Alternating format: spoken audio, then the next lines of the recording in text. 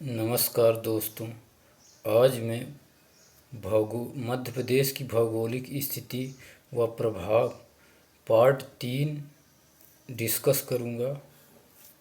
तो चलिए दोस्तों, क्वेश्चन नंबर 27 से शुरू करते हैं।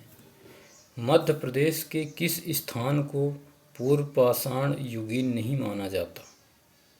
ग्वालियर को। किसको नहीं माना जाता? ग्वालियर को। तो ऑप्शन नंबर फर्स्ट होगा। क्वेश्चन नंबर अगला है, पहले इसका एक्सप्लेनेशन देख लेते हैं। मध्य प्रदेश के ग्वालियर क्षेत्र को पूर्व पाषाणकालीन युग का नहीं माना जाता, जबकि सीधी, मंदसौर तथा खंडवा जिलों में इस युग के प्रमाण प्राप्त हुए हैं। अविभाजित मध्य प्रदेश की पूर्व से पश्चिम की ओर चौड़ाई थी, कितनी थी?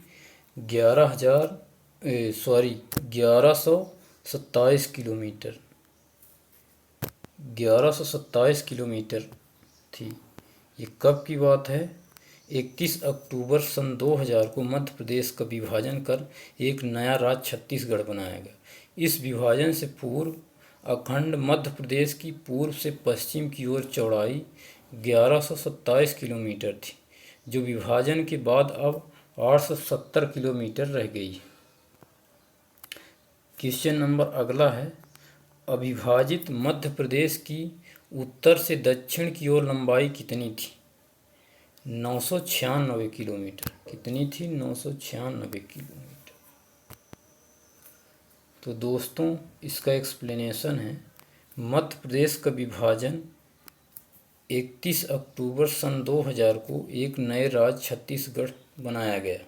इस विभाजन के पूर्व मध्य प्रदेश की उत्तर से दक्षिण की लंबाई 996 किलोमीटर थी, जो विभाजन के बाद घटकर 605 किलोमीटर ही रह गई। क्वेश्चन नंबर अगला है, अविभाजित मध्य प्रदेश की भौगोलिक स्थिति क्या थी?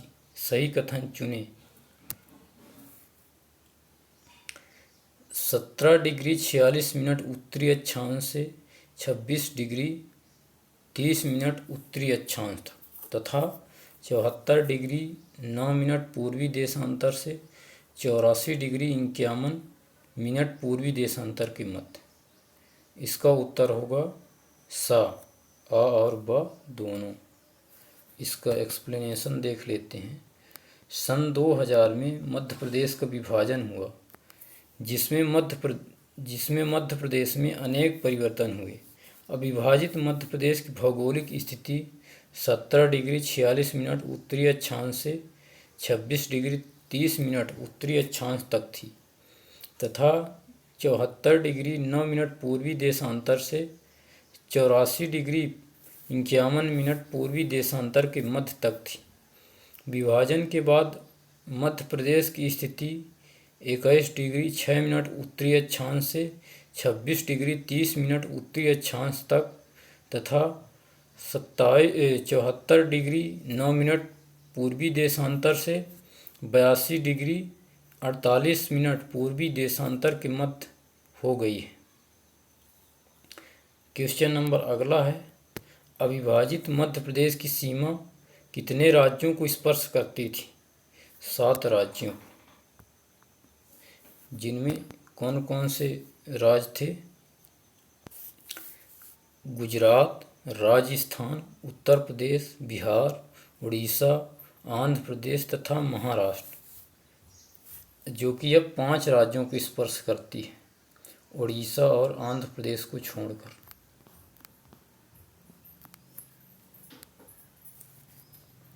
निम्न में से कौन से राज्य हैं जिनकी सीमाएं अविभाजित मध्य प्रदेश की सीमा को छूती थी लेकिन विभाजन के बाद नहीं छूती?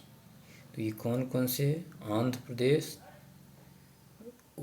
आंध्र प्रदेश, उड़ीसा और ये क्या कहते हैं, ये आंध्र प्रदेश,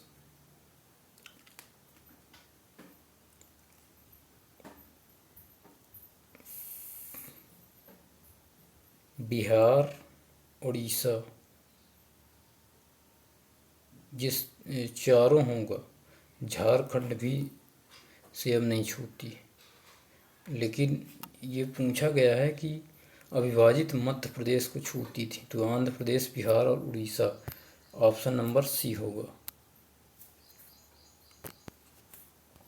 अविभाजित मध्य प्रदेश को 7 राज्यों की सीमा स्पर्श करती थी, जो विभाजन के बाद 5 हो गई, और इनमें भी छत्तीसगढ़ शामिल है। इस प्रकार मध्य प्रदेश की सीमा को छूने वाले 3 राज्य यथा आंध्र प्रदेश, बिहार तथा उड़ीसा ऐसे हैं जो अविभाजित मध्य प्रदेश की सीमा को तो स्पर्श करते थे, लेकिन विभाजित मध्य प्रदेश की सीमा को नहीं छूते। अगला क्वेश्चन है,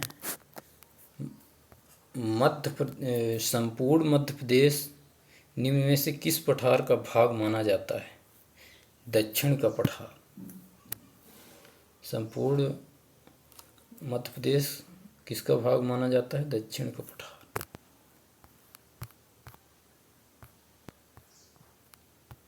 भारत का हृदय प्रदेश कहा जाने वाला मध्य प्रदेश राज्य दक्षिण के पठार का भाग माना जाता है। इसके उत्तर में जलोढ़ के मैदान, पश्चिम में अरावली की पर्वत श्रेणियाँ, पूर्व में बुंदेलखंड का पठार तथा दक्षिण में प्रायद्वीप का पठार स्थित है। क्वेश्चन नंबर अगला है, भू संरचना की दृष्टि से चंबल सोन अक्ष के उत्तर का भाग क्या कहलाता है? क्या कहलाता है? मध्य उच्च प्रदेश। मध्य उच्च प्रदेश। भू संरचना की दृष्टि से मध्य प्रदेश को स्पष्ट भागों में विभाजित किया गया है। इसी आधार से चंबल सोन अक्ष के उत्तर के भाग को मध्य प्रदेश नाम दिया गया है, जो दक्कन ट्रैप, विंध्य शैल तथा ग्रेनाइट नीस का बना है। भौगोलिक संरचना की दृष्टि से मध्य प्रदेश के संबंध में सही कथनों को छांटिए। नर्मदा सोन अक्ष के दक्षिण में सतपुड़ा की श्रेणी है, ये भी सही है।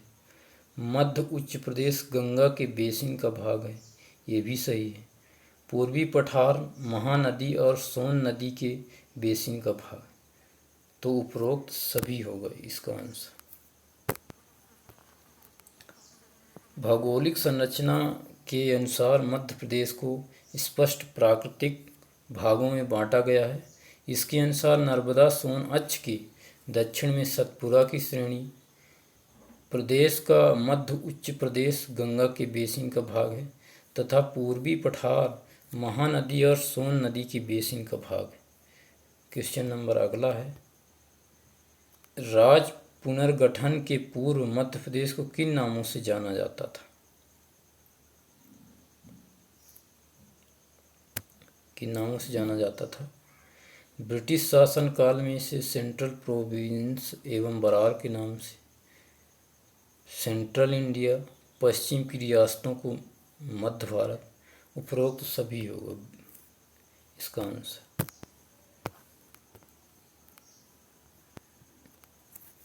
सन 1956 में राज्य पुनर्गठन से पूर्व मध्य प्रदेश के विभिन्न क्षेत्रों को भिन्न भिन्न नामों से जाना जाता था। ब्रिटिश शासनकाल में सेंट्रल प्रोविंसेस एवं बरार नामक प्रांत, बुंदेलखंड व छत्तीसगढ़ जैसी अन्य छोटी छोटी रियासतों को सेंट्रल इंडिया तथा पश्चिमी रियासतों को मध्य भारत के नाम से जाना जाता था। मध्य प्रदेश के किस जिले में धारवाड़ शैल समूह को सौंसर सीरीज के नाम से जाना जाता है? किस नाम से? सौंसर सीरीज। ये छिंदवाड़ा जिले में जो है धारवाड़ समूह की शैलों को सौंसर सीरीज के नाम से जाना जाता है। धारवाड़ शैल समूह मुख्यतः दक्षिणी मध्य प्रदेश में पाई जाती है।